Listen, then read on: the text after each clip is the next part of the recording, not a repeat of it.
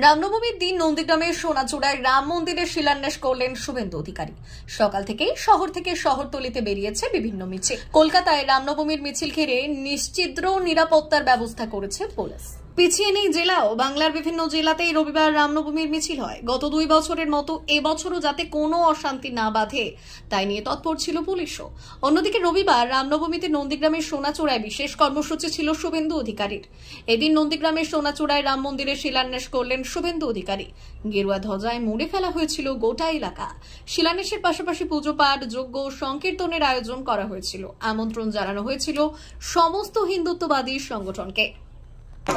সমস্ত হিন্দু উৎসবের আজকের এই শুভ দিনে আমি সনাতন এবং ভারতীয় সংস্কৃতি মেনে শুভেচ্ছা, শ্রদ্ধা, প্রণাম জানাই। 27 জন সন্ত এসেছেন, তারা আমার দণ্ডবত প্রণাম গ্রহণ করবেন। কল্পনা মহাপাত্র মাইতি, যিনি হিন্দু শহীদ দেবব্রত মাইতির সহধর্মিনী, যার হাত দিয়ে আজকে শিলান্যাস হলো, তাকে আমি আমার অন্তর থেকে শ্রদ্ধা, কৃতজ্ঞতা এবং সমবেদনা জ্ঞাপন করছি। আমাদের অনেক নেতৃত্ব এখানে আছেন, তার মধ্যে সঞ্চালক শিক্ষক দেবাশিস দাস, আমাদের অত্যন্ত শহীদ ব্যবস্থাপক মেঘনাথ পাল মহোদয়, তার সাথী যারা আছেন অশোক করণ, স্বদেশ অধিকারী মহোদয়, পবিত্র কর মহোদয়, প্রলয় পাল মহোদয়, অঞ্জন ভারতী মহোদয়, অভিজিৎ মাইতি মহোদয় এবং আমাদের ধনঞ্জয় ভাই থেকে, সৌমিত্র ভাই থেকে শুরু করে, আমাদের সাহেব ভাই থেকে শুরু করে, বটকৃষ্ণ ভাই থেকে শুরু করে, শ্যামা ভাই থেকে শুরু করে, আশিস ভাই থেকে শুরু করে প্রত্যেককে আমি ধন্যবাদ, কৃতজ্ঞতা জানাবো। বিশেষভাবে ধন্যবাদ জানাবো সত্যজিৎ মণ্ডল মহোদয়কে, শিক্ষক এবং নিশিবাবুর সুপুত্র, যিনি দিনরাত পরিশ্রম করে এই অল্প সময়ের মধ্যে আজকের ভূমি পূজন, শিলান্যাস, সমগ্র ব্যবস্থাপনা সম্পূর্ণ করেছেন।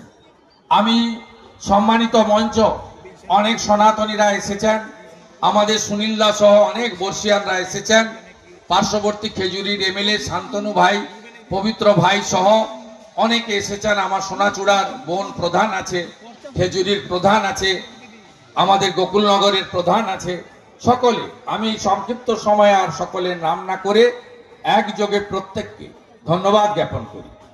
আপনারা জানেন 2024-এর 22শে জানুয়ারি 492 বছর পরে অযোধ্যায় ভব্য রাম মন্দির সুপ্রিম কোর্টের নির্দেশে মোদিজি, যোগীজির উদ্যোগে সম্পূর্ণ হয়েছে।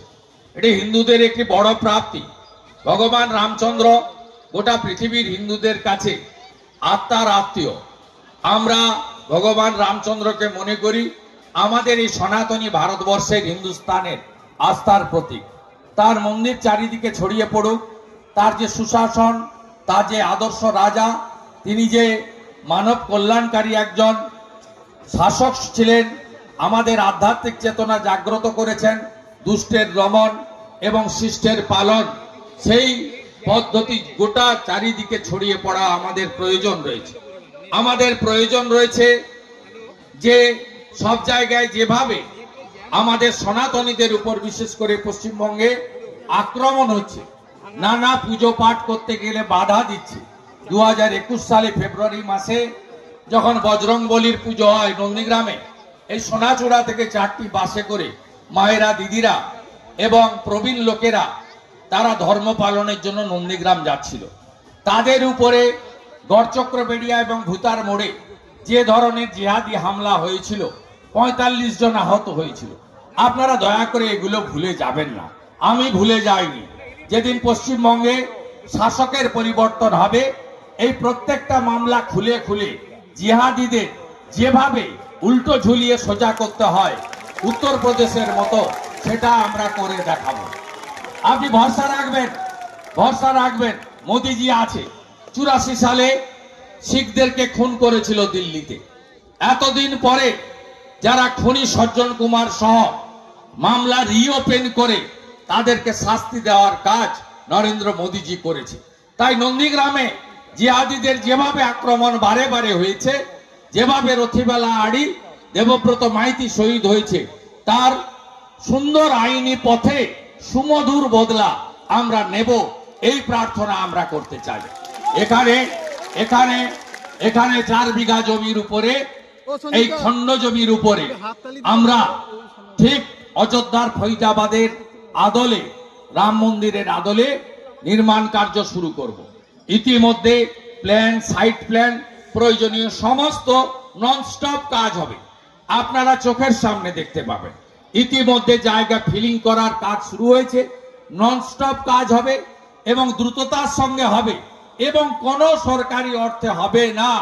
আমরা হিন্দুদের কাছ থেকে, আমি দায়িত্ব নিয়ে আমার শুভানুদ্দায়ীদের কাছ থেকে সব জোগাড় করে আপনাদের এই মন্দির অতি তাড়াতাড়ি সম্পূর্ণ করে আরো বড় অনুষ্ঠান করে আমি এর উদ্বোধন করব।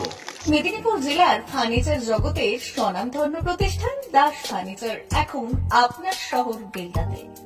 বিয়ে বাড়ি কিংবা বাড়ির সৌন্দর্য ফেরাতে আজই আসুন আমাদের মেগা শোরুমে।